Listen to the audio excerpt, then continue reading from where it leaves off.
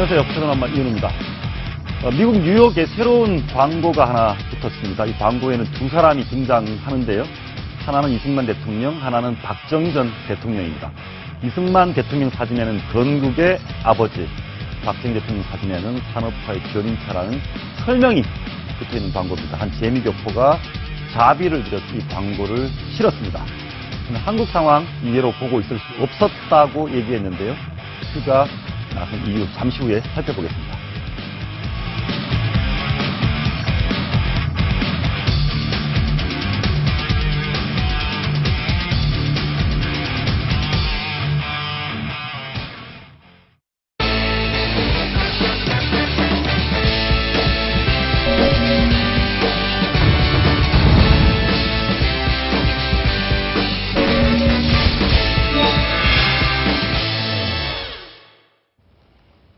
네, 유승민 의원 부친의 빈소에 이회창 전 한나라당 총재 등 조문 행렬이 이어지고 있습니다. 하지만 2012년 6월에는 장모상 때 직접 상가를 찾았던 박 대통령, 이번엔 조화도 보내지 않았습니다. 이진곤 경희대 개공교수, 김성욱 한국자유연합 대표, 최은영 변호사, 조수진 정치부 차장 모셨습니다. 어서 오십시오. 네, 안녕하십니까.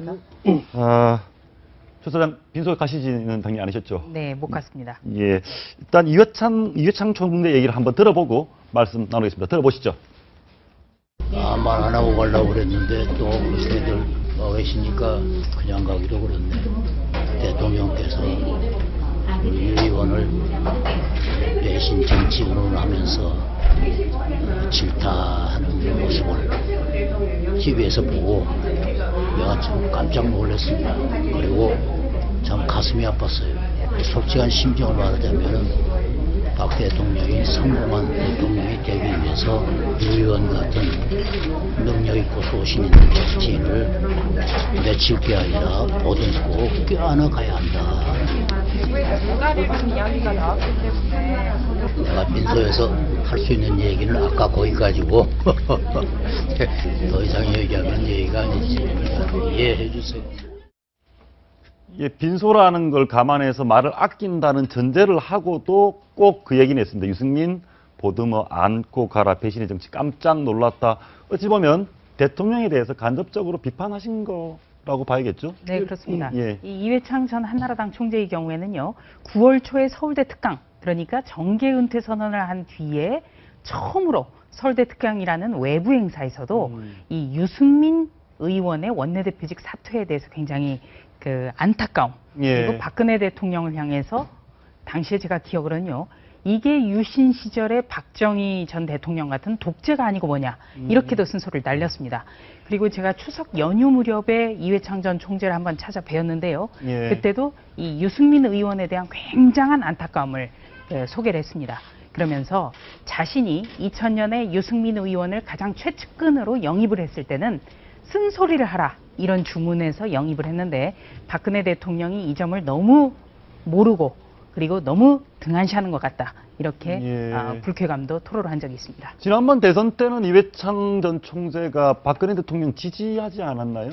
그러니까 그때는요, 예, 예. 그때도 좀 흥미로웠던 게 이 박근혜 대통령을 지지한다는 문구는 없었습니다. 네, 제가 직접 찾아뵙고 물어보기도 했었는데요.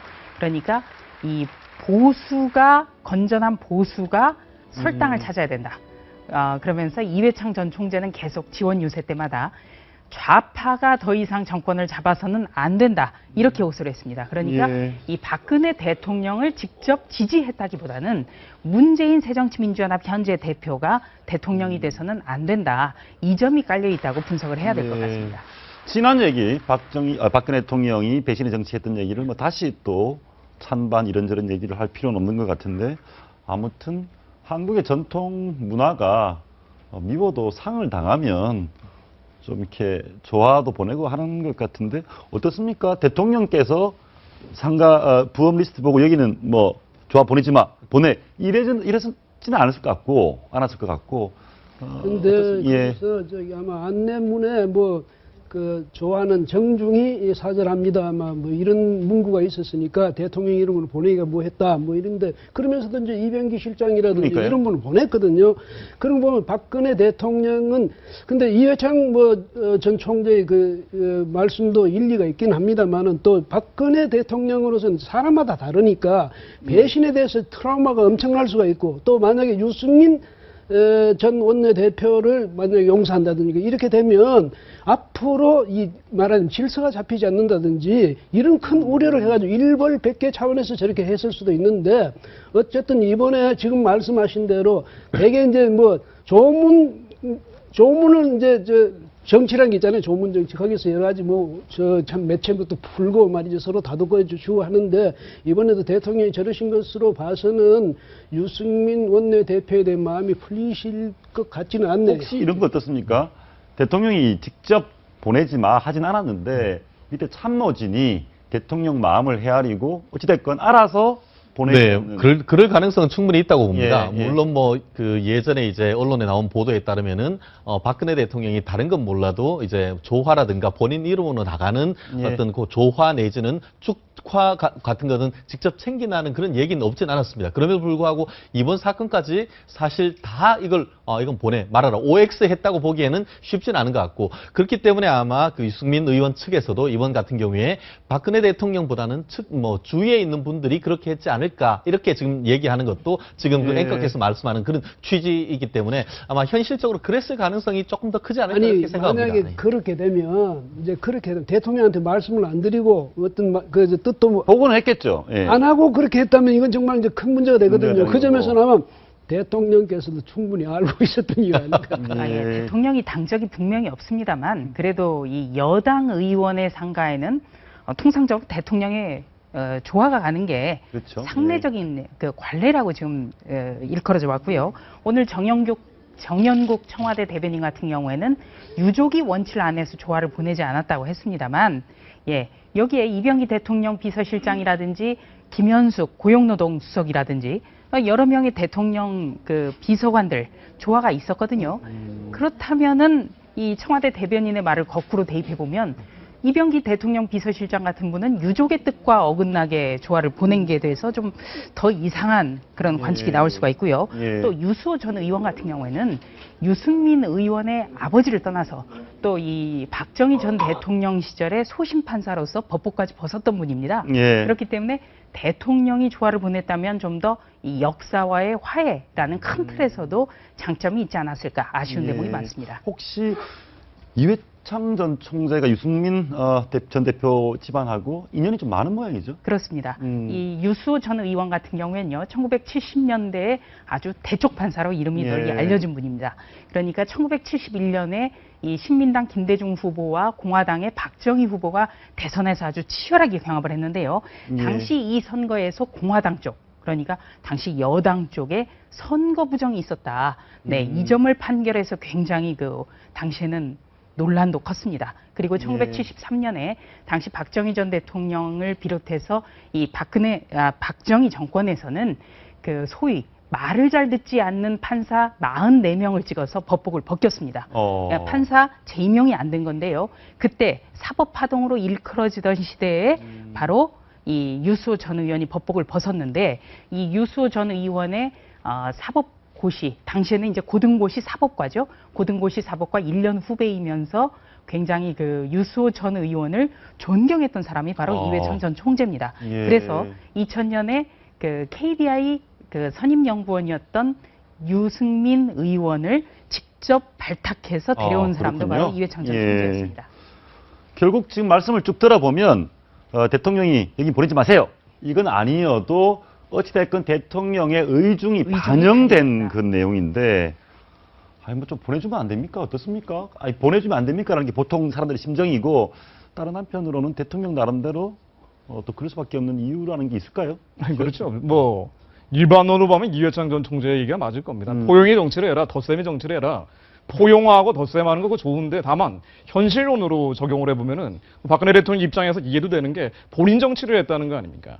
그러니까 민생과 경제 여러 가지 법안들 통과시켜야 되는데 국회 선진화법을 가지고 본인의 정치를 하는 건 이것은 안 된다라고 선을 그었던 거고요. 많은 이제 이걸 그대로 내버려 두게 되고 그리고 여기에 대해서 일정한 허용을 해버리면은 나중에 국정 동력이 빠져버리고 후반기에는 레임덕이 올 수밖에 없죠. 이런 여러 가지 현실적 고려들을 해볼 때 본인이 뭐 이런 여러 가지 구체적인 결정을 하지 않았다 하더라도 이걸 암묵적으로 인정하는 선에서 뭐 충분히 정치적인 고려는 했을 수 있다. 뭐 이렇게 생각합니다. 그러니까 읍참 마속 뭐 이런 표현이 네, 그런데 저는요 여기에 대해서도 좀 자기 정치란 단어를 저는 다시 한번 좀 되새겨 보는데요. 이렇게 된다면 자기 정치라는 것은 대통령의 뜻에 거역하지 않아야 되는 거. 그러니까 대통령이 생각하는 대로 모두 복종해야 되는 대로 가야만 어떻게 보면 대통령의 관심과 애정을 받을 수 있다. 이거는 좀 잘못된 거 아닌가 싶고요. 분명히 유승민 의원이 원내대표 시절에 모든 처신이 다 맞았다. 이렇게는 할 수가 없지만 설령 대통령의 뜻이 있더라도 청와대의 올바른 참모진이라든지 당청 관계를 돈독히 해야만 국정 운영이 탄력을 받을 수 있다라고 생각을 한다면 대통령에게 더 조언을 했을 것 같습니다. 저는 아쉽습니다. 다른 측면에서 말씀드리고 싶은데요. 사실 지난번 그 대구에 그 행사가 있어서 내려갈 때 대구 대통령이 직접 갔지만 그 대구에 초선 의원들을 아무도 오지 못하도록 했었지 않습니까? 예. 그런 결국 내년에 있는 총선의 어떤 그 전초전 입장으로 봤을 때는 결국 현지에 있는 초선 의원들에 대한 불신임을 여기에서도 그대로 끌고 간다는 그런 어떤 정치적인 메시지가 숨어 있다라는 측면에서 봤을 때는 박근혜 대통령이 그때나 지금이나 같은 메시지를 지금 그 여당을 향해서 보내고 있다. 이런 해석도 가능하지 않을까 예, 싶습니다. 보통 이제 상가에 가서 친한 분이나 또 무지 센 분들 아주 대단하신 분들 상가에 가면 좀 오래 앉아 있지 않습니까? 이번에 보니까 뭐 이렇게까지 보는 게 맞는지 모르지만 뭐 이정현 의원 같은 경우 5분 앉아 있다가 자리를 떴다고 하고요. 뭐 좀 분위기가 조금 썰렁했던 것 같은데 서청원 최고위원 얘기 한번 들어보시겠습니다. 오실 때 조금 부담되지 않으셨나요? 아무래도 유승민 전 원내대표가 지금 당 안에서는 약간 외롭고 너무 부담될 게 모습이가 나고 같은 동료 의원으로서 가깝게 인간적으로 지내왔는데 뭐 내가 불편할 게 있습니까? 뭐 전혀 그런 거 없어요. 급작스런 붐의 소식을 듣고 왔을 뿐 어떤 다른 갈래의 얘기를 더할 상황은 아닌 것 같습니다. 두 분 얘기를 들어보면 조문을 하고 하는 과정이 정치적으로 해석되는 데 대해서 매우 부담을 좀 많이 느끼는 것 같습니다. 그렇죠. 예. 좀 설명을 드리면 이 서청원 최고위원 같은 경우에는 항상 애경사는 야당 의원들 애경사도 꼭 챙기는 분입니다. 네. 그런데 특히 유수호 전 의원과는 과거에 민정당 때 함께 의정 활동을 했기 때문에 서청원 최고위원은 30분 정도 앉아 있다 갔고요. 또 이정현, 최경환 그리고 김재원 이 세 분은 누가 뭐래도 이 친박 핵심인데 이 세 분이 공교롭게 5분 만에 자리를 떴습니다. 아이고. 그런데 대신에 지금 얘기를 들어보니까 제일 먼저 찾아왔던 사람들이 다른 사람이 아니고 조금 전에 말씀하신 이른바 친박의 대표 그 의원들이 제일 먼저 빈소를 찾아왔다는 점에서는 또 어떤 것보다도 정치적 해석을 한다는 점에서는 또 나름대로 어떤 친소 관계를 떠나서 미리 왔다는 그런 의미는 또 없지 않기 때문에 단순히 있었던 사실 돌아가신다는 게 언제가 될지 모르기 때문에 거기에 오는 것이 사실 서울에 있는 분들이 대구까지 가는 것이 쉽지는 않습니다. 그러다 보니까 다른 거 다 치우고 거기까지 갔다는 점에서는 나름대로 또 의미가 있지 않나 생각합니다. 그런데요, 이게 만약에 동지적인 의식이 그냥 있다면 거기 가서 밤을 샌다든지 이렇게 하면서 상주를 위로하고 상주 옆에서 계속 이제 같이 있을 텐데 되게 우리 문상 문화가 그렇습니다. 왜냐하면 아주 절친한 사이는 상주하고 절친한 사이일 때는 거기 가서 같이 밤을 셉니다. 그런데 그렇게 안 한 걸 보면 그런데 이제 서청원 최고위원으로서 저는 왜냐하면 자기가 이른바 수장이니까 뭐 자기는 어떤 행동을 하든지 수장이란 위상은 변함이 없지만 만약에 그 밑에 있던 친박 의원들은 눈치가 안 보일 수가 없고요. 이건 사실 인지상정이니까 거기서 오래 있어가지고 지나치게 유승민 상주한테 이 친밀감을 과시할 필요는 없겠죠. 그 점은 우리가 그렇게 인정하고. 지금 정치적 상황, 조문에 어떤 의미가 있는지를 보다 분명히 하는 말을 윤상현 의원이 빈소 방문한 직후에 했습니다. TK 물갈이론을 언급을 했습니다. 저 말은 결국 유승민 의원 빈소에 대통령이 조화를 안 보낸 거나 좀 친박 의원들이 금세 간 거나 그게 결국은 저 얘기와 맥이 닿아 있는 거 아니겠습니까? 네, 윤석열 의원 보면 저는 참 대단하다는 생각이 드는데요. 예. 빈소에 가서도 자신이 친박 핵심이라는 것을 아주 강력하게 얘기를 했습니다. 네, TK의 총선 공천 정말 잘해야 된다. 지난 19대 총선 때도 대구 같은 경우에 현역 의원 60%를 물갈이했기 때문에 수도권에서 이길 수 있었다. 그러니까 다시 말해서 내년 4월 총선에선 확실하게 물갈이를 해야 된다는 그런 얘기를 한 것이나 다름이 없고요. 또 윤상현 의원이 누굽니까? 이번에 박근혜 대통령의 방미 때도 함께 갔었고 또 뭐 대통령을 누님이라고도 한다고 본인 입으로도 얘기를 하고 그렇기 때문에 이거는 대통령의 뜻으로 해석될 수 있는 소지가 아주 높습니다. 근데 저분은 저 이해가 안 되는 것이 자기 지역구도 아니에요. 그렇잖아요. 근데 왜 가서 남은 지역구, 남은 지역에 가서 물갈이를, 자기 지역구, 인천이나 이런 데 가서 거기 완전히 물갈이를 해야 된다든지 이렇게 이야기를 한다면 이해가 되겠지만, 대구, 너다들 대구 가서 대구 TK 전체 물갈이 해야 된다? 그것도 또 딴 사람 아니고 유승민, 전 대표의 상가에서 이게 말이 안 돼. 근데 저분이 실력은 대단할지 모르는데 다만 그 예의라는 면에서는 좀 부족한 점이 있는. 아무튼 그 의도가 그런 면에서 보면 박근혜 대통령 정치 고수 중에 고수다라는 생각이 안 들 수가 없는 게 지금 나오고 있는 모든 흐름들 보면은 박근혜 대통령이 뭐 조화를 안 보내서 이 냉정하고 냉혹하다는 비판 아마 생각 안 했을 거예요. 충분히 저는 생각했을 거라고 봅니다.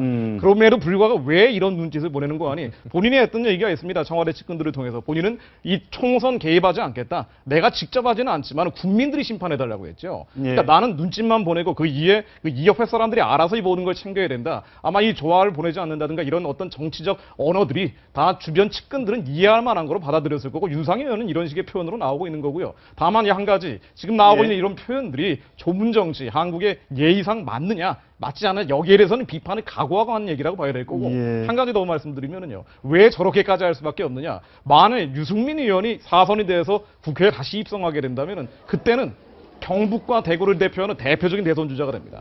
친박 입장에서 보면은 가장 안 좋은 그림이라고 볼 수밖에 없고 이 그림을 어떻게든 막아야 된다. 유승민을 못 잡는다면 유승민 사단이라도 막아야 되겠다. 이런 생각들을 현실적으로 한 게 아닌가 생각합니다. 과연 물갈이를 자기가 주장했잖아요. 정말 물갈이가 되면 윤상현 의원은 거기 도부수가 되는 겁니다. 근데 그런 무리한 정치를 해서는 안 돼요. 물갈이가 될지 안 될지는 국민이 심판한다고 했는데 대구 지역 민심 나눠져 있는데요. 한번 들어보시죠.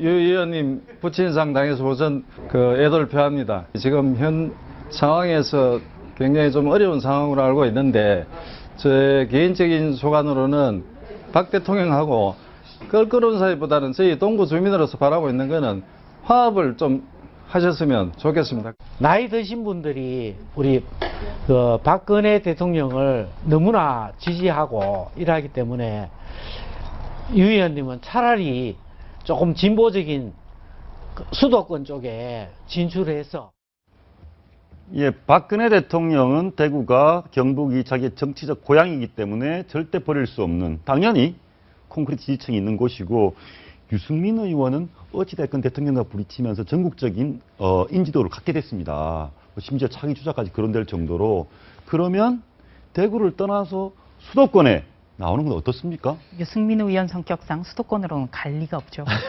지금 본인은 것 같지는 전혀 보이지 않는데요. 다만 이제 대구 동을 그러니까 유승민 의원 지역에 그동안의 표심이 각종 여론조사를 보면 이렇게 굉장히 곤혹스럽고 고민하는 듯한. 저기 나와 있는 건 이제 유승민 교체하라는 의견이 여론조사 결과 52% 조금 더 많게 나온 건 맞는데 그렇다고 해서 교체라는 게 아주 많은 것도 아니고요. 그렇습니다. 그렇지만 이게 지금 박근혜 대통령이 굉장히 강자고 현직 대통령인데 이번 빈소에서는 어떻게 보면 유승민 의원이 지나치게 좀 핍박받는 듯한 그런 인상을 줘서 이것도 어떤 여론에 상당히 변수가 되지 않을까.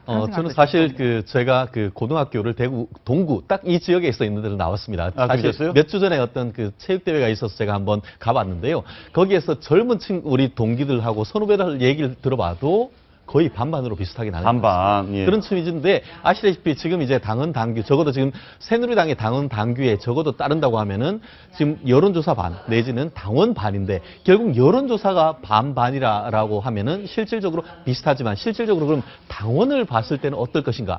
결국 당원을 봤을 때는 새누리당 특히 이쪽은 박근혜 당이라는 이미지가 상당히 강하기 때문에 여론조사에서 비등비등하다는 것은 결국은 당원 투표에서는 결국 당심이 강할 수밖에 없는 그런 입장을 현실적으로 조금 더 현미경을 들어봤을 때는 유승민 의원이 상당히 쉽지 않은 선거가 될 것이다. 이렇게 예측할 수 있는 것이 아닌가 그런 생각을 합니다. 현실적으로 대구라는 지역의 특수성, 박근혜 대통령과의 관계를 고려해서 아마 이런 말씀하신 것 같아요. 유승민 의원이 이런 얘기 했는데요. 대통령이 나를 미워하는 게 아니라 주변 사람이 미워한다. 그 얘기는 유승민 대표 입장에서도 대통령과 척을 지내는 것은 대구에서 부담스럽다 이런 거 아니겠습니까? 당연히 부담스럽죠. 예. 대구는 뭐 저 박정희, 박근혜 이러면 뭐 대구 경북의 상징입니다. 예. 그러니까 역사적인 상징이죠. 앞으로도 두고두고 그런 측면이 있는데 다만 이제 박근혜 대통령께서도 저 생각하셔야 될 문제가 자기 정치한다고 해서 유승민을 내쳤다. 그거보다는 끌어안는 게 오히려 더 나을 것이라는 뜻이 뭐냐면 이번에 저 총선이 끝나고 나면요. 친박이라고 해서 정말 대통령에게 충성심이 강하다 해서 끌어안았던 사람들 자기 정치 안 할 것 같습니까? 그 사람들이 자기 정치하면 더 큰 문제가 생기거든요. 예. 그래서 아예 제 생각에는 한번 기합은 크게 주되 저런 사람을 끌어안음으로써 대통령에 대한 그 의리를 끝까지 지킬 수도 있다. 이 점을 생각한다면 무조건 내치고 내 친박이라고 해서 무조건 끌어안는 거는 나중에 오히려 그 정도로 위험 부담도 클 수 있다는 한번 이것을 생각합니다. 교수님 들어볼까요? 우리 유승민 의원 10월 달에 강연을 했는데요. 박 대통령과의 관계를 이렇게 얘기했습니다. 직접 한번 들어보시죠.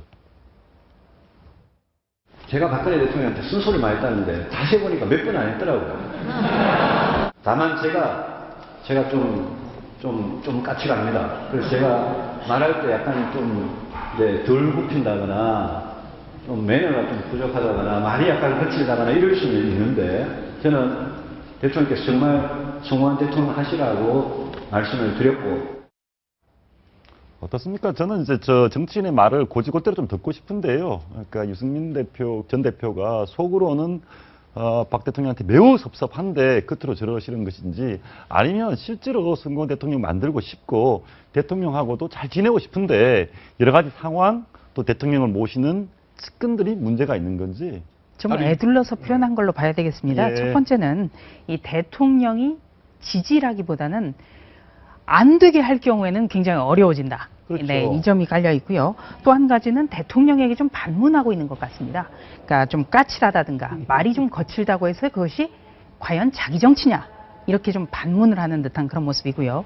또 한 가지는 이 새누리당 전체가 고민하고 있다는 말씀 좀 드려야 될 것 같은데 대구 경북이라는 아주 그 독특한 어떤 그 정서가 있습니다만 예. 이 대통령이 대구 경북을 박근혜의 선거로 치르다 본다면 이 전체적인 판 수도권에서는 오히려 역풍을 맞을 수 있다는 점을 새누리당 당 내부에서도 좀 긴장하고 있다는 점을 소개를 드립니다. 근데 어떤 명분은 이전에 실리적인 면에서 접근할 수밖에 없는데요. 자기 정치를 한다 안 한다 뭐 이런 것들은 일종의 관념적인 얘기라고 볼 수도 있고요. 다 자기 정치하겠죠. 근데 실제로 총선 이후에 어떤 일들이 벌어지겠는가? 아마 대통령이나 친박 입장에서는 유승민 의원과 유승민 사단이 이 대통령 그 후반기에 20대 국회를 장악하게 될 때 어떤 일들이 벌어질까에 대한 일종의 공포감이 있는 것 같습니다. 국회 선진화법이 있고 집권 후반기고 만약 이런 경우에 유승민 사단이 새누리당을 당권을 장악하게 된다고 한다면 그 경우에는 레임덕으로 갈 수밖에 없다. 그럼 나머지 2년 동안은 대통령은 식물 대통령이 될 수도 있는 거고요. 미래 권력에게 모든 걸 내줄 수 있다라는 일종의 공포감이 있는데 사실은 이제 이것을 어떻게 극복하느냐의 문제에 있어서 지금 박근혜 대통령 스타일 본인의 정치적인 리더십을 그대로 발휘하는 본인의 정치적 칼라가 드러나는 거라고 볼 수 있고 여기에 대해서는 뭐 일정한 뭐 가타부터 얘기하기 좀 어려울 것 같습니다. 삼국지연에 보면 제갈량이 맹획을 7종 7금했다고 그러잖아요. 7번 잡았다 7번 풀어줬는데 대통령 좀 되면 다른 데다는 거 TK 지역은 누가 하든 대통령한테 충성을 안 할 수가 없습니다. 지금 유승민 전 대표가 왜 저렇게 이야기하겠습니까? 거기 대통령의 힘이 얼마나 막강하다는 걸 알기 때문에 저러거든요. 그래서 오히려 제 생각에는요. 7종 7금하던 그 정신 그 여유를 이어받아가지고 저럴 때는 품어주는 것이 훨씬 충성을 이끌어내는 길이다. 예, 이렇게 하고 있으니까 새정치민주연합 야당 입장에서는 좀 마음이 묘할 것 같습니다. 이종걸 원내대표가 원래 이렇게 보면 문자 속이 좀 있으신 분인데 얘기를 한 말씀 하셨거든요. 이 얘기 들어보겠습니다. 2대에 걸친 슬픔을 만나는 감회가 깊습니다. 2대에 걸친 어려운 장면을 저는 보는 것 같습니다. 문제는 2대 걸친 고통의 가해자는 말이 없습니다. 내리는 가을비뿐입니다. 말씀 들어보니까 참 이렇게 문학적이고 감성도 풍부하시고 내리는 가을비뿐입니다. 야당 입장에서는 뭐 나쁘진 않은 것 같은데요. 일단 어떻게 해서든지 이 야당에서는 유승민 전 원내대표가 대통령으로부터 핍박을 받고 있다라는 점을 강조하면서 여당 내 틈벌리기를 꾀하고 있는 겁니다. 예. 이종걸 원내대표 같은 경우는 지난번 유승민 전 원내대표직 사퇴 논란 때 예. 계속해서 유 의원에 대해 뿌리 깊은 나무라든지, 뿌리 깊은 나무는 나무에 흔들리지 않는다라든가 예. 이런 덕담을 굉장히 했거든요. 그러니까 유수호 전 의원과 박정희 전 대통령의 어떤 악연까지 부각하면서 이거는 대를 이어서 2대에 걸쳐서 악연이 계속되고 있다. 이런 얘기를 했고요. 조금 전에 그 보고가 올라온 걸 보니까요. 이 유승민 의원도 또 아주 재밌는 얘기를 했더군요. 이 새정치민주연합의 문재인 대표가 보낸 화환이 워낙 커서 새누리당 김무성 대표의 화환과 배치하는 거를 놓고 좀 고민도 했다. 예, 이런 무슨 그 약간 뼈 있는 농담도 던졌습니다. 예. 아무튼 상가에서 벌어진 일, 예, 좀 뭐 마땅한 것도 있고 마뜩치 않은 게 있는데요. 요즘 국민들이 마땅치 않아 하시는 분이 한 분 계십니다. 김만복 전 국정원장이신데 내용을 보면 조사장이 그걸 설명을 좀 해주시죠. 이를테면 새누리당에서는 김만복 전 국정원장을 출당시키기로 한 겁니까? 네, 일단 내일 서울시당 윤리위를 열기로 했습니다. 그러니까 김만복 전 국정원장이 서울시당 산하에 있는 광진에 입당 원서를 냈기 예. 때문에 그동안의 입당을 희망하고 입당 원서를 내고 난 뒤에 행동들이 해당 행위 등에 저촉이 되느냐 이 부분을 판단하겠다 이렇게 얘기를 했는데요. 예. 이미 출당이라든지 제명적으로 가닥을 잡은 것으로 보여집니다. 예. 그러니까 이 지난 12.8 재보궐선거 때만 하더라도 새누리당의 당원 자격에서 새정치민주연합의 기초의원 후보를 지지 선언을 했었거든요. 예. 네, 해당 행위로 간주할 만한 충분한 상황이 되고요. 예. 빨리 김만복 전 원장에 대한 어떤 그 역풍을 끊어내야 된다라는 데는 별다른 이견이 예. 없어 보입니다. 아무튼 우리 온 국민이 그 입당하는데 팩스로 입당이 가능하다는 사실을 이분이 알려주셨습니다. 팩스 입당이 가능하다는 걸 제가 몰랐거든요. 근데 이분이 오늘 적극적으로 해명을 하셨습니다. 김만복 전 국정 국민께 드리는 해명의 글. 새누리당 입당은 기장 국민 민심을 감안했다. 이 얘기는 예상이 가능하죠. 그러니까 지역 사람들이 당신 새누리당에 보수당에 입당해서 국회의원 되라. 우리 찍어줄게. 그런 것 같고요. 이건 어떻습니까? 새정치 당직 가진 바 없다. 지금 조차장 설명에 출당이 요건이 된다고 했는데 본인이 이렇게 얘기한 겁니다. 본인인 새정치 당적 자체를 가진 적이 없다. 가진 적은 없습니다. 예, 그리고 난 새누리당에 입당을 했다. 그리고 과거에 인연 때문에 야당 사람 조금 뭐 도와줬다. 어떻습니까? 그런데 이게 이분이 말씀하시기는 또 뭐냐, 그 새정치연합에나 다른 어떤 정당에도 가입한 바가 없다. 이제 이렇게 이야기하고 또 그때 당시에 나는 새누리당에 입당된 줄도 몰랐다. 왜냐하면 자기쯤 되는 사람은 이제 그 면접을 통해서 충분히 이 입당하려는 뭐 배경이라든가 충분히 이제 파악하고 난 뒤에 입당을 허가해 줄 줄 알았는데 자기도 모르게 됐다. 이러지만은 아까 조 차장 말씀하셨습니다만 그러나 그 문제가 아니고요. 그 문제 뭐 당원이었건 아니었건 그 문제가 아니고 경쟁 상대의 정당에 가서 그 후보를 이렇게 가서 선거를 도왔다. 이 자체가 문제죠. 그래서 그 해명에는 조금은 뭐 이해할 측면은 있지만은 그러나 새누리당을 선택했던 사람으로서는 좀 새누리당 입장에서는 그런 말을 할 만도 하죠. 예. 저는 그렇게 생각합니다. 가정했을 때 노무현 대통령 때 이분이 2006년부터 2008년까지 국정원장을 하셨습니다. 만약에 노무현 대통령이 지금 살아계셨다고 한다고 하면은 이분이 지금 새누리당 입당을 했을까요? 기본적인 정치 도의의 문제를 저는 제기를 하는 겁니다. 아무리 이분이 본인은 그렇게 얘기를 하죠. 본인이 어떤 국가 안보를 위해서 평생을 해왔고, 오히려 그런 것이 어떤 그 보수 정권과의 어떤 코드가 맞다 한다 하더라도 본인이 다른 것도 아닌 노무현 정부에서 정말 정보의 수장으로 했던 사람이 지금 노무현 대통령이란 분이 서간 이 시점에서 여당에 지금 바꿔 탄다? 기본적인 어떤 국민의 본인이 어떤 역량을 펼치는 것은 인정하지만 그것은 본인의 어떤 평생 살아온 그 궤적에 따르는 것이 국민들한테 호소를 하는 것이지 그 지역이 본인이 기장 국민이 민심이 그걸 바란다고 해서 거기에 그 새누리당 입당하는 것이 과연 그게 합당한 것인지 기장 국민들이 과연 모든 분들이 실질적으로 입당을 한다고 하면 찍어줄 것인지에 대해서 정말 국민의 한 사람으로서 굉장히 정치적, 도의적인, 본질적인 측면에서 자괴감을 가지지 않을 수 없습니다. 저는 보면 국민께 드리는 해명의 글이 굉장히 긴데요. 정말 그 각종 궤변이 담겨 있다라는 생각밖에 저도 들지 똑같은 않았습니다. 생각입니다. 그러니까 새누리당 입당은 기장군민 민심을 감안한 것. 이 얘기는요. 새정치민주연합 후보로는 총선에 도전해봐야 당선되기 어렵다. 이 말밖에는 안 되고요.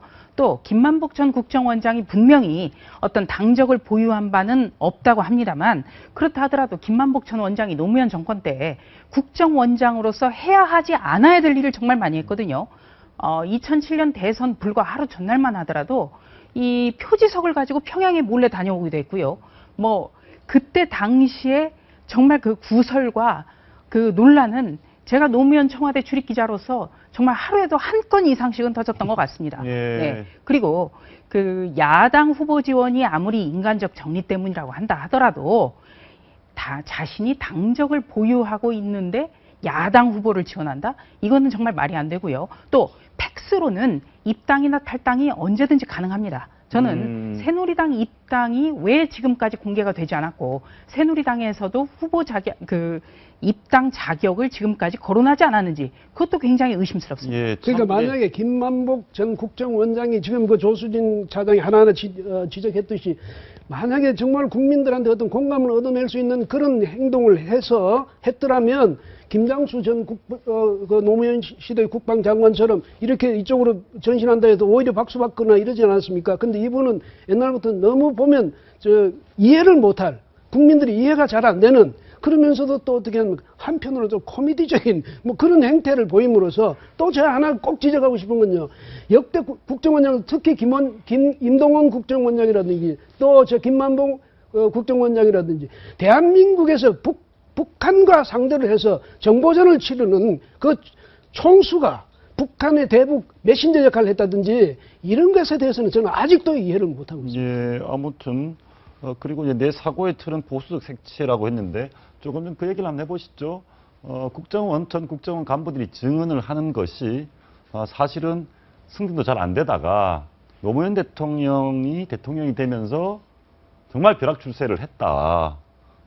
3년 7개월 만에 이제 국정원 2급에서 국정원장으로 출세를 이제 한 건데요. 아주 그냥 최고속 승진을 하게 된 겁니다. 근데 지금 나오고 있는 얘기들이 이제 궤변이라고 말씀하셨는데 정말 궤변 중에 궤변인 게 10월 28일에 새정치민주연합 그때 어떤 대회인고 필승 결의대회입니다. 새누리당 당원 자격으로 필승 결의대회에 갔다는 거는 새누리당이 필패된다는 그 결의를 하고 온 거거든요. 여기에 대해서 어떤 변명을 할 수 있는지 기장국민 민심을 감안한 거라고 얘기한 게 얼마나 궁색하고 군색한 변명인지 본인이 잘 알고 있을 거고 보수적 색채 딱 요거 하나만 제가 말씀드릴게요. 보수적 색채라고 얘기하고 있는데 2011년 2월 달에 세카이라고 일본의 세계라는 잡지에 기고를 했었죠. 연평해전을 연평패전이라고 비판을 하고 그리고 천안함 폭침에 대해서 북한의 폭침이라는 이런 걸 의구심을 제기하면서 천안함 사건이라고 얘기를 합니다. 자, 이런 것이 과연 보수적 색채인지 이건 이념이나 어떤 색채 이런 면에서도 비판받을 구석이 많습니다. 또 한 가지 제가 말씀드리고 싶은 것은 그 A4 용지 6장으로 된 분리 내용에 보면 뭐라고 돼 있냐면은 본인이 새누리당에 입당을 해야 당선 가능성이 있고 만약에 새누리당에 입당하지 못할 경우에는 새정치연합이 후보를 내지 않아야 내가 무소속 후보로 당선될 수 있다. 그런 내용이 있습니다.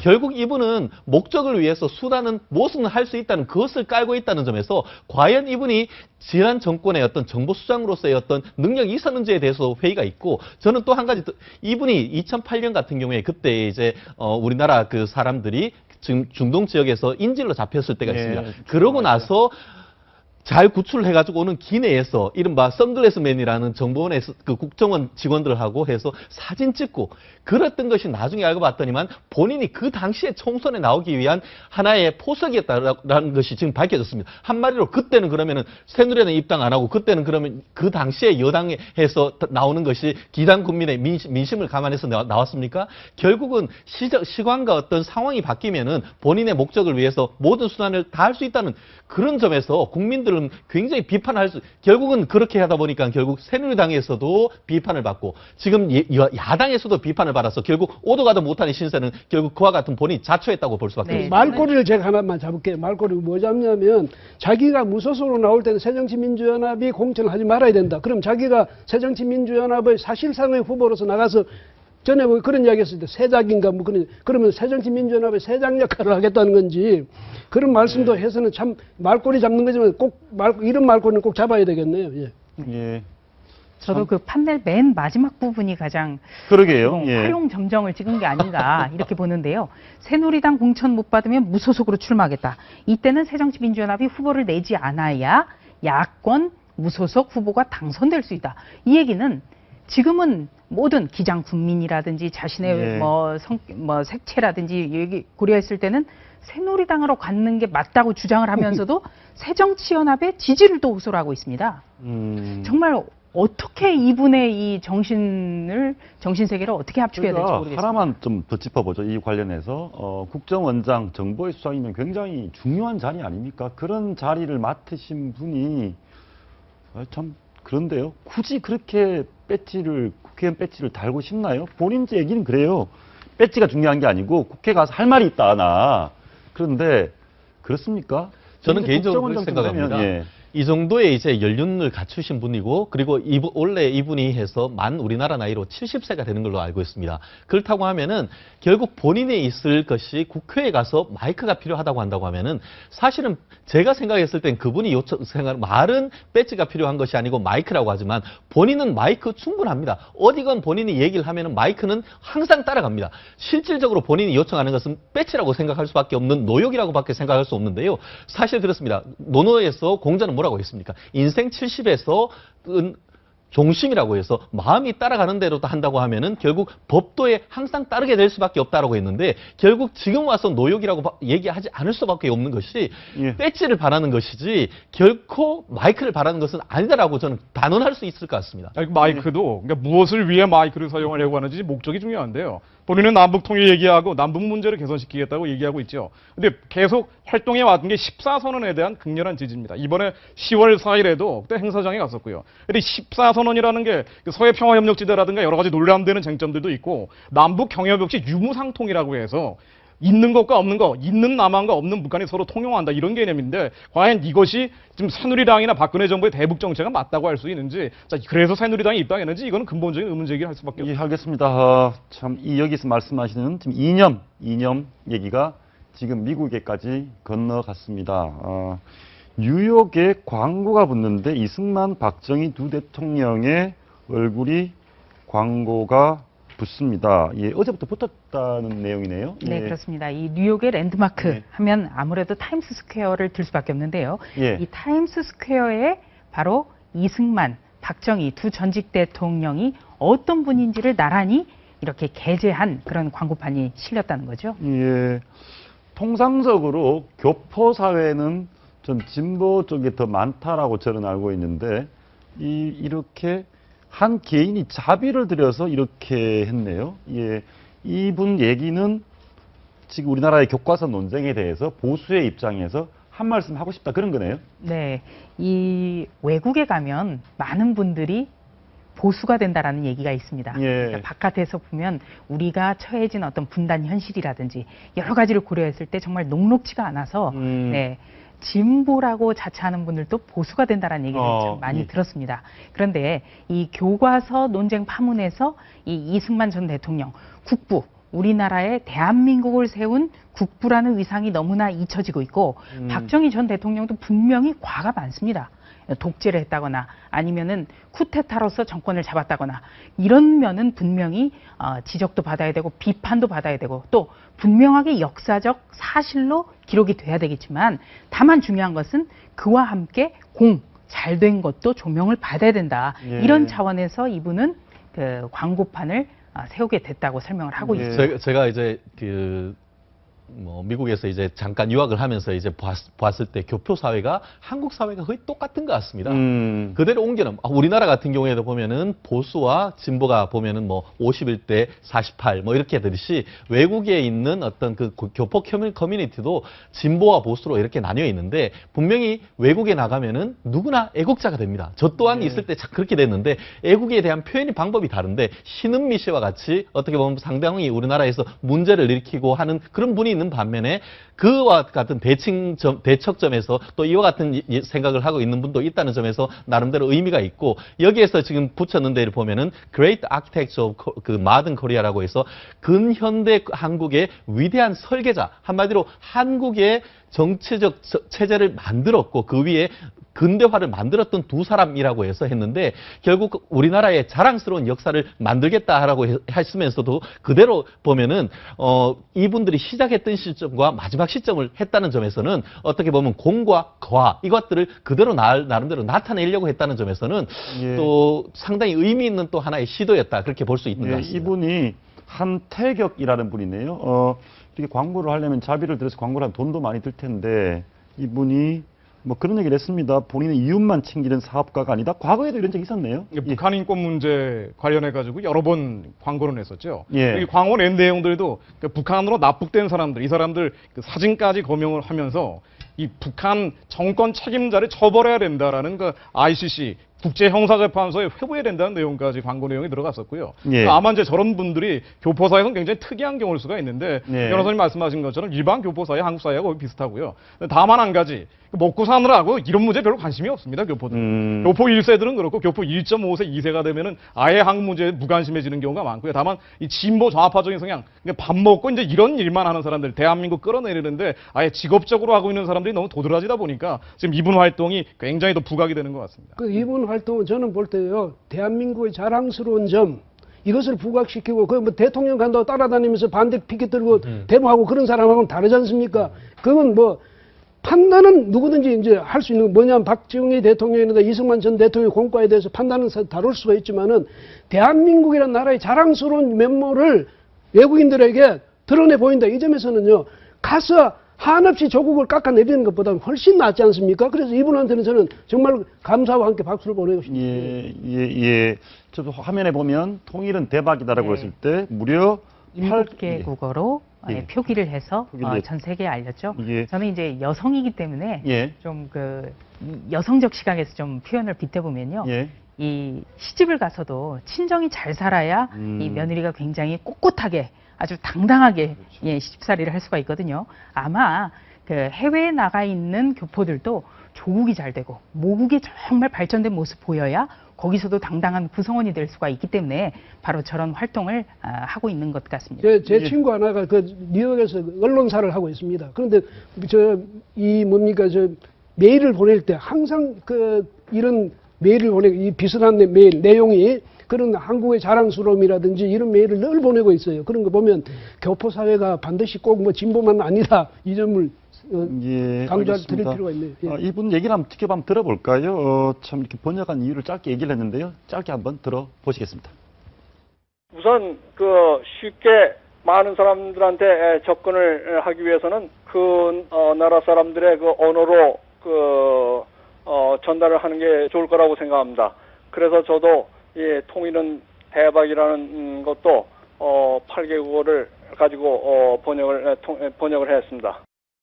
예, 저분 심정은 이해가 되는데, 다만 이제 외국에 가서 교민 사회에서도 또 보수 진보 이렇게 갈등할 것 같은 우려는 좀 됩니다. 저희가 마지막으로 하나만 오늘 또 짚어보겠습니다. 박근혜 대통령 지지율이 3주 만에 반등을 했습니다. 통상적으로 오르내리는 거니까 뭐 통상적인 일로 봐야 되는 건지, 아니면 그나마 조금 오른 것이 유의미한, 의미 있는 배경이 있는 건지 어떻습니까? 저는 생각할 때 이제 교과서 파동에서 약간의 상처를 받았던 거, 물론 뭐 다른 외교적인 성과나 이런 것 때문에 올라갔다고 하지만은 교과서 파동이 그 일시적인 거다. 저는 이제 국민이 그거 가지고 그걸 굉장히 심각하게 생각하는 건 아니고, 당시에 그때 당시에 약간의 마음의 쇼크로 있었지만 두고 보면, 아니 우리 아이들한테 옳은 교육하겠다는데 이렇게 생각하면요, 저 가지고 굳이 박근혜 대통령을 비난할 필요는 없다면 이런 식으로 이제 의식이 바뀌는 것 같습니다. 지지율이 오르다가 또 내리고 또 하는 거니까. 저는 역시 정치는 상대평가다, 이런 말씀 좀 드리고 싶은데요. 왜냐하면은 이 박근혜 대통령의 국정 수행에 대한 지지도가 1.5% 정도 올랐습니다. 예. 지난주보다. 그러니까 5차 범위 내에 있죠. 그런데 이 기간 동안에는 뭐 한중일 정상회의라든지 한일 정상회담도 있었습니다만 새정치민주연합 지지도가 1.8%포인트 거의 비슷하게 빠졌거든요. 그 얘기는 새정치민주연합의 이 교과서 관련해서 거리 투쟁이라든지 투쟁 방식에 동의하지 않는다라든가 아니면은 12.8 재보궐선거 참패 이후에 다시 불어닥치고 있는 이 문재인 대표 책임론 이것과 관련해서 야당이 빠지니까 오히려 박근혜 대통령은 그만큼 조금 올라간 거 아닌가 그렇게 보고 있습니다. 알겠습니다. 정치는 상대평가 맞는 말씀인 것 같습니다. 오늘 말씀 여기까지 듣겠습니다. 감사합니다. 고맙습니다.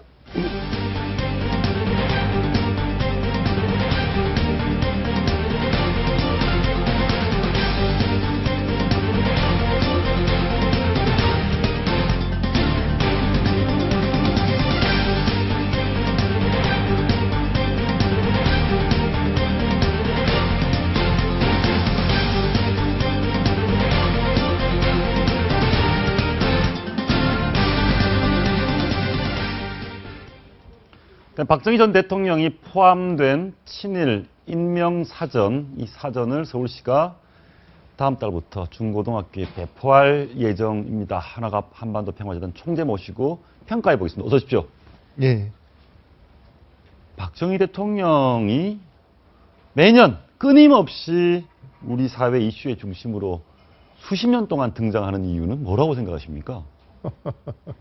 정말 끊이지 않고 모든 이슈의 중심에 사라질만 하면 등장하고 또 등장하고 또 등장하고. 예, 그러니까 긍정적인 면이 있고 부정적인 면이 있죠. 예, 긍정적인 면은 이 대통령이 되셔가지고 우리나라의 보릿고개를 없애고 산업화 기초를 닦아서 소위 중화공업을 일으키기 위해서 산업화의 기초를 닦았다. 그것이 결국 오늘 우리가 이만큼의 이 경제 발전을 누리는데 미천이 됐다. 막 이런 그 평가를 할 수가 있고 말이죠.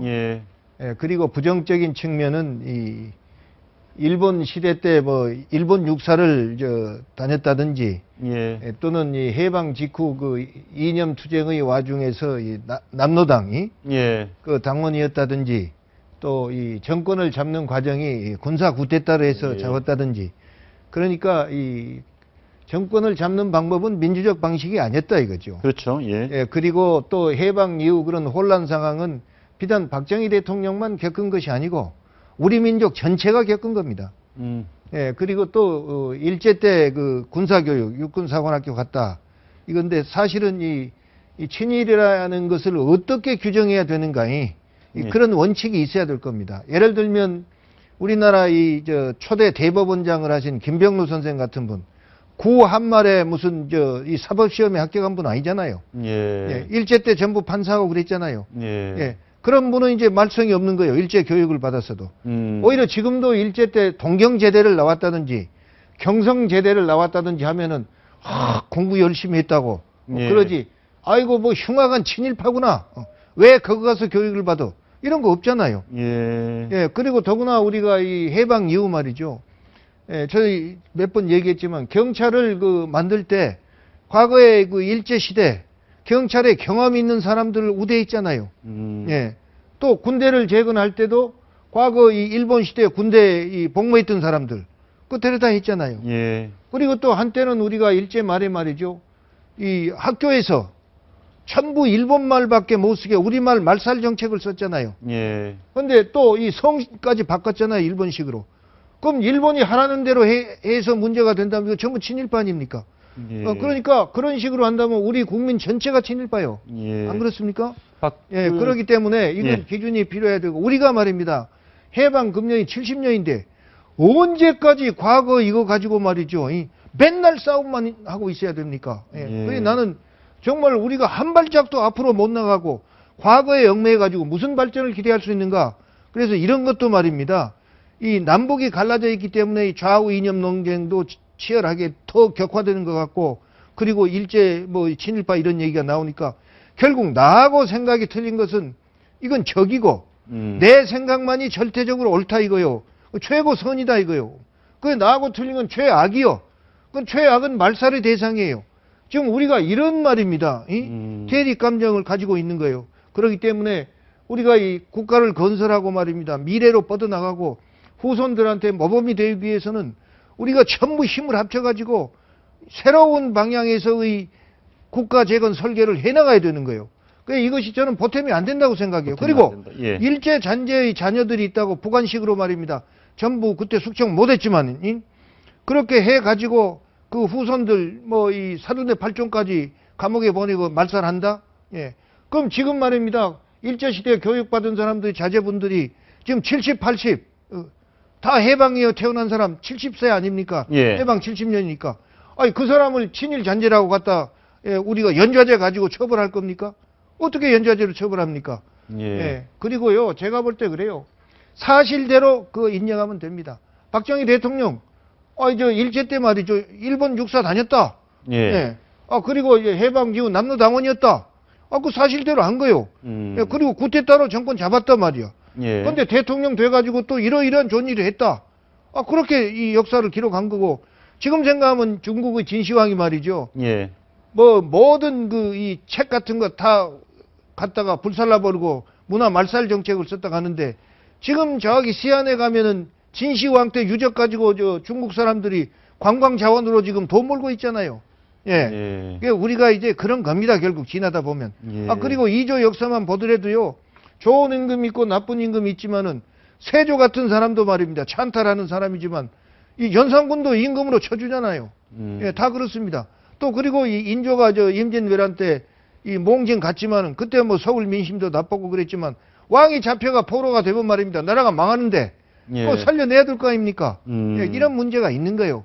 그렇기 때문에 우리 역사를 둘러보면은 지금 우리가 논의되고 있는 대립하고 있는 상황들이 어제 일 아니고 100년 전 일이고 200년 전 일이고 어떻게 보면 1000년 전 신라가 삼국 통일 이후 말이죠. 예. 당나라하고 친당 정책을 쓴 이유, 중국 정책 요즘으로 말하면 예. 쓴 이에 중국의 정권이 왕조가 바꿔지면 우리도 바꿔지면 글이 또 쏠리고 그랬어요. 그러면 친명파 하다가 친청파 하잖아요. 그럼 우리가 친청파 할 때 친명파 숙청했습니까? 그 정리한 거 없어요. 예. 그 지금 우리가 지금 친미파하고 친미파 아니다 하고 모두 보수 진영에서 논하잖아요. 예. 그럼 나중에 말입니다. 우리가 통일되고 하면은 친미파 숙청하고 말이요. 이런 짓 또 할 겁니까? 예, 그렇기 때문에 이제 저는 우리가 이런 무익한 논쟁 그만하고 예. 적어도 우리가 이 민족의 말입니다. 우리 민족의 주인 의식을 고취시키고 민족의 가치관을 확립해서 역사적으로 역사 철학적으로 이것을 밀고 가자는 이런 논의가 활발해서 그런 결실을 가지고 앞으로 가야 됩니다. 예, 현실은 좀 그렇지 않은 부분이 있는데요. 친일 인명 사전 한번 볼까요? 어떤 사람이 포함되어 있는지. 총재님께서 어릴 때 배우셨던 분데 박정희 대통령이 친일파로 되어 있고 장면 전 총리도 친일파, 홍남파, 안익태 선생도 친일파고 서정주 시인, 김동인, 백선엽 장군, 정일권 다 이런 분들이 모두 친일파로 되어 있습니다. 저 사람들이 다 친일파다. 통상적으로 좋은 의미의 친일파가 아니라 아주 나쁜 친일파로 판단하십니까? 동의하십니까? 저는 저분들이 어떻게 친일파인지 잘 모르겠어요. 다만 백선엽 장군하면 일본 군대에 복무했다 그것일 겁니다. 예. 군 출신이니까. 그러니까 그런 걸로서 친일파라 한다면은 지금 태평양 전쟁에 가서 얼마나 많은 우리 사람들이 죽었습니까? 예. 예, 또 일본군에 강제 동원돼 가지고 얼마나 많은 사람들이 죽었습니까? 그 전부 친일파요. 일본 군대에 갔으니까. 예. 안 그렇습니까? 그 자의로 갔습니까? 강제로 끌려갔지. 예. 다 그랬잖아요. 예. 그러니까 그런 걸 감안해서 전 국민을 친일파로 매도해버리면 어디서 주체성을 찾을 겁니까? 예. 근데 현실은 지금 이제 고등학생 학생들에게 저 사람들은 다 친일파다라고 가르치면 배우는 학생들은 저 사람은 일본에 나라 팔아먹은 나쁜 사람 또는 그와 비슷한 사람이구나 이렇게 생각을 할 수밖에 없습니다. 그리고 이것도요. 우리나라의 말입니다. 어두운 역사를 지금 우리 스스로 지금 드러낸 겁니다. 저는 그렇게 봐요. 예. 그리고 우리가 이 5천년 역사라고 자랑하지만 말이죠. 우리 생존을 위해서 얼마나 참 우리가 이 강대국의 비굴한 짓들 많이 했습니까? 예. 이걸 폭로하는 거예요. 그래서 저는요. 정말 친일해가지고 우리 독립운동한 사람들을 죽이려고 했다든지 예를 들면 그런 것은 우리가 좀 잊어버리면 안 되지요. 안 그렇습니까? 그렇죠. 그런데 또 이 전체 국민이 일본 식민지로서 그런 서름을 받았다. 이것도 잊어버리면 안 되죠. 그러나 다 같은 이 서름 받은 사람끼리 말이요.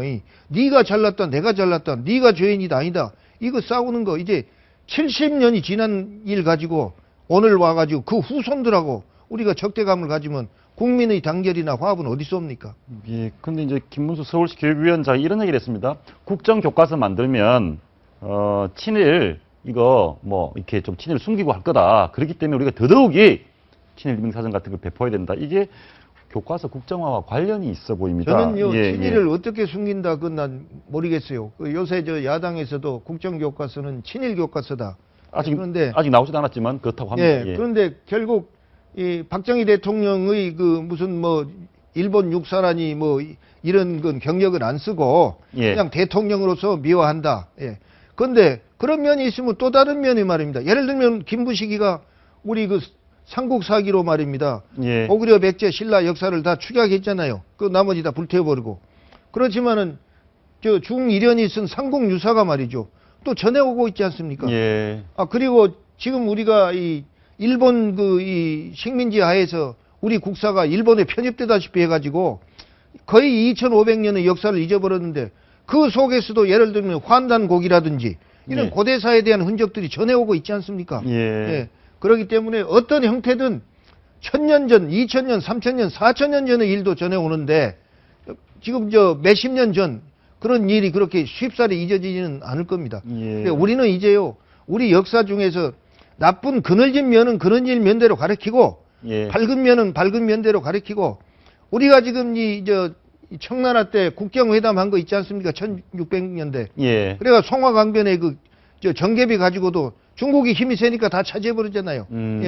이런 그 비굴한 짓, 억울한 거, 이런 것을 우리가 민족 정기를 위해서 가르칠 필요가 있지만은 어쨌든 우리가 서로 우리 문제 가지고 싸우는 일은 좀 그만했으면 좋겠어요. 이번에도 계속 이제 박정희 대통령 얘기가 나오는데, 박정희 대통령의 공과를 좀 엿볼 수 있는 담화문이 하나 있습니다. 1969년도인데요. 당시 박정희 대통령의 얘기를 직접 한번 들어보시죠.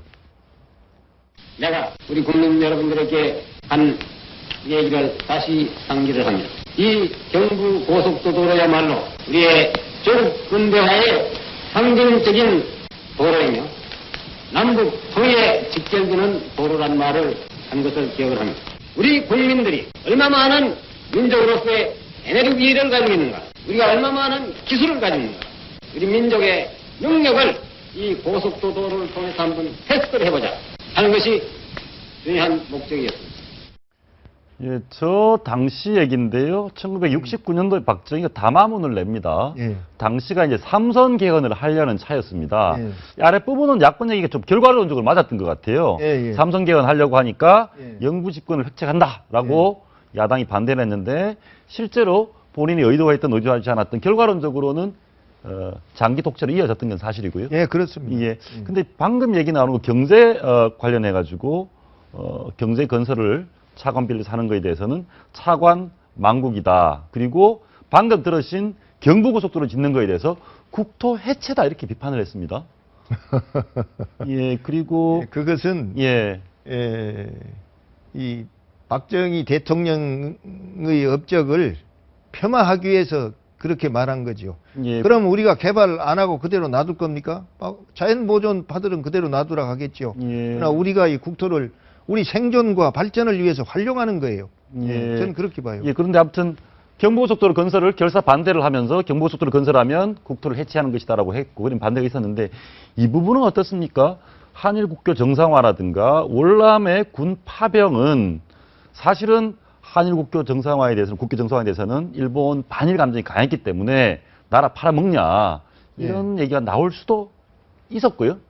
그때도 그런 얘기 나왔죠. 을사 이 보호조약 때 그 매국노처럼 얘기하고 그 나온 건 사실입니다. 그러나 그때 그 야당에서 매국노라고 그랬지만은 김대중 대통령 그랬어요. 한일 국교 정상화는 돼야 된다. 김대중 대통령도 그러셨군요. 그러나 정부의 교섭 태도가 말입니다. 교섭 태도가 너무 서두르고 말이요. 더 많이 가져오게 할 수 있는데 그걸 못한다. 그걸 비판했어요. 실제로는 나중에 이제 보면 JP 나셔서 좀 많이 갖고. 그리고 그때요 윤보선 대통령의 그 신민당인가요? 한일 국교 정상화 이후 갈라졌죠. 의원직을 사퇴했잖아요. 예. 근데 그때 김대중 대통령은 박순청 선생이랑 그 사퇴 안 하고 민중당을 창당했죠. 제 기억입니다. 예. 예, 그래서 이 월남 파병 때도 반대했지만 김대중 대통령 월남 파병 그 군인들 격려하러 갔다 오고 그랬어요. 아, 예, 예. 월남 파병 문제는 젊은이의 피를 판다라고 반대를 하고 비판을 했었는데 이것도 뭐 양지와 음지 같이 있는 겁니까? 그렇죠. 그때요, 북한에서는 그렇게 말하죠. 피를 판다고. 예. 예. 예, 그리고 어떻게 보면 우리가 말입니다. 우리 그 국토도 아닌데 월남 가서 싸우다가 베트콩한테 죽으면은 우리가 죽은 거 아닙니까? 예. 예. 그런 억울한 면이 있죠. 근데 그때 우리가 지금도 그렇지만 우리 안보를 말입니다. 미국에 맡겨놓고 있는 판이요. 그때만 하더라도. 예. 미군이 철수한다니까 말입니다. 박정희 대통령이 그거 했잖아요. 원자탄 만들려고 말이요. 그렇죠. 예. 예. 그런 지경까지 됐는데 미국 말 안 들어주면 미국이 철수하게 되면 우리 안보가 위험한 거예요. 그러니까 월남에 파병한 것은 우리 생존을 위해서 파병한 거예요. 예. 그렇게 봐야 돼요. 그리고 그때 월남 파병해가지고 우리 군인들이 가서 많은 희생을 치렀지만은 그 월남 파병의 이 결과 우리 경제 재건에 말입니다. 매우 도움이 됐죠. 얼마나 큰 도움을 줬습니까? 예, 그렇게 해서 우리가 그런 국제적인 환경을 우리 발전을 위해서 활용할 수 있으면은 그건 좋은 일 아닙니까? 그리고 그때는 아까도 얘기했지만 우리가 미국의 말을 거절해 가지고는 한반도에 이 미군 주둔이 불가능하게 되면 북한은 언제든지 쳐내려올 텐데 우리 안보를 지킬 수가 없으니까 미군을 붙들어놓은 대신 미군이 월남과 싸우는 걸 우리가 좀 맡아서 싸워준 거 아닙니까? 예. 예비군은 혹시 기억나십니까? 향토 예비군. 알죠. 그때 예비군도 이게 뭐 정치적 이용을 꾀한다고 했었네요. 예. 정치적 이용한다고 했는데 그때 예비군 제도를 김신조 사건 나고 말입니다. 예. 그렇게 했을 때 71년 대선 때 김대중 대통령이 말이죠. 예비군 폐지를 주장했죠. 그리고 요즘 육자회담 있지만은 한반도 안전 보장을 위해서 4개국 보장론을 들고 나오고 말입니다. 그러니까 그냥 막 여당에서 빨갱이라 하고 난리가 났죠. 예, 근데 이 선거 막판에 김대중 대통령은 무조건 폐지가 아니라 개선해서 뭐 하는 그런 거가 나왔을 겁니다. 그래서 지금 예비군이 지금까지 오고 있잖아요. 오고 있는데 사실은 어떻게 보면요.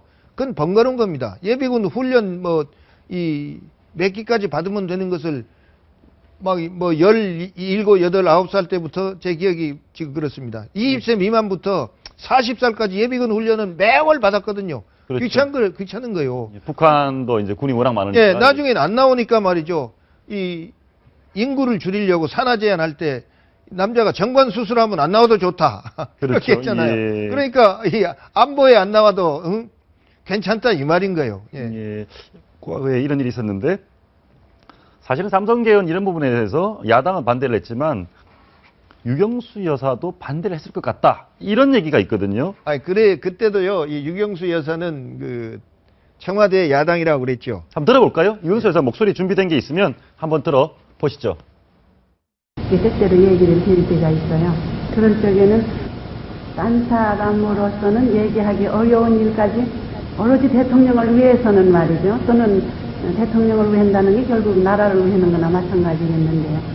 나밖에는 이 소리를 할 수 없는 이런 일들이 서로는 있을 적에 이런 우리가 얘기를 해드려요.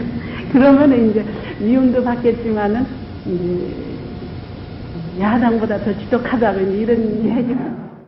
예, 유경수 여사가요. 예. 그때 청와대 야당이다. 여당에서는 그렇게 표현하고 그런 일이 있어요. 그런데 유경수 여사가 1974년 8.15 광복절날 저격당에 돌아가셨잖아요. 그때 장례식을 텔레비전에 중계해 줬습니다. 동교동에서 우리 몇 사람 김대중 대통령 모시고 그걸 보고 있었어요. 그런데 김대중 대통령이 그 얘기 하시기에 지금도 생생해요. 유경수 여사는 국민의 존경을 받았다. 그리고 이 박정희 대통령에 대해서도 이 외부 여론을 전달했다더라. 그 얘기를 하시더라고요. 이 유경수 여사에 대해서는 그렇게 좋게 평하더라고요. 김대중 대통령께서도 독재자 밑에서 아무도 함부로 말을 못하는데 유경수 여사의 역할을 어느 정도 인정을 하시는 거네요. 자고 어쨌든 이 국민들이 유경수 여사를 존경했다는 그것만은 김대중 대통령도 그때 돌아가셨을 때 장례식 장면을 보시면서 하시는 걸 제가 들었어요. 아, 김대중 대통령께서도. 예. 현실 정치 얘기 하나만 좀 더 질문을 드려볼까 합니다. 예. 정운찬 전 총리랑 친분이 좀 있으십니까? 친분이 그렇게 많지는 않죠. 몇 번 만난 기억이 있는데, 여러 해 됐어요. 정대철 그 대표가. 예. 저녁 먹자에서 갔더니 그 정운찬 총리하고 몇 사람이 있습니다. 그리고 그런 저녁을 단둘이 아니라 여러 사람 같이 해본 적은 있습니다. 예. 정운찬 전 총리가 여권이 아니고 좀 강연도 하시면서 뭐 대통령 정책의 비판도 조금 하시고 야당도 여야를 같이 비판을 하면서 야당 쪽 대권 후보의 한 명으로 꼽히는 분들이 좀 있는 것 같습니다. 예. 그런 여러 후보들이 많이 나오는 부분에 대해서 거론되는 거에 대해서는 바람직한 현상으로 보시는지요? 많을수록 좋죠. 후보군이 두터울수록 말이죠. 예. 좋은 사람 고를 수 있잖아요. 예. 역시 국민은 정치 소비자니까 예. 이 상대가 많아야 그 중에서 여러 사람 중에 골라야 좋은 사람이 나올 거 아니에요. 예. 근데 어쨌든 이분께서 뭐 야당에 대한 비판도 하셨지만 예. 박근혜 대통령 정책 또 현 정부의 정책에 대해서 단순히 저성장의 늪에서 벗어나려고 하는 것밖에 지나지 않는다. 어쨌든 뭐 현 정부의 경제 정책에 대해서 비판적으로 보셨습니다. 저런 얘기들이 그러다 보니까 이제 야권에서 영입되려고 하는 것이고, 예. 근데 저성장에서 벗어나려고 하니까 저렇다 그러면 기업 위주로 기업만 돌보게 해준다 이런 말이 되겠죠. 예. 그래서 결국 양극화가 일어난다 그 말인 것 같은. 전 모르겠어요 정확한 뜻을. 예. 근데 지금 이 박근혜 대통령 취임 이후 말입니다. 유독 경제만 초이노믹스라고 해서 말입니다. 지금 재정경제부 장관입니까? 부총리 겸 그거 전담하고 있잖아요. 예. 경제에 대한 목소리는 관계 장관 목소리예요. 예. 다른 것은 국정 전반이 전부 대통령 목소리예요. 예. 그렇잖아요. 예. 그만큼 정권을 누린 거요. 부총리 겸 경제부총리, 최경환 재정경제부 장관이. 그런데 나아진 것이 없는 거예요. 나아진 것이 없는데 이것이 변명하자면은 우리만 경제가 이런 게 아니라 세계 각국이 다 그렇다. 중국이 이제 수출이 오늘 아침도 신문 보니까 뭐 6점 몇 % 줄었더라고요. 지난달에. 그렇죠. 이렇게 되니까 우리 수출도 줄고 말이야. 그래서 이 금년에는 뭐 1조 달러 이 무역이 어렵다. 뭐 이런 얘기도 하던데 그건 다른 나라도 그러니까 우리도 그런 거예요. 그런데 그 속에서도 제가 잘못한지 모르지만은 무역이 우리가 7번째라 이거요. 예. 그러면 이 전에보다는 올라간 거 아닙니까? 전에 11번째 뭐 했는데. 그냥 똑같이 가난한 데에서는 이 불만이 적을 수 있어요. 그러나 어쨌든 이 양극화가 심해지고 이런 것은 앞으로 우리가 그 문제 해결해야 됩니다. 예. 경제 전문가 아니지만. 예, 알겠습니다. 오늘 말씀 여기까지 듣겠습니다. 말씀 감사합니다. 네, 퀴즈는 한번 마치겠습니다. 시청해주신 여러분 고맙습니다.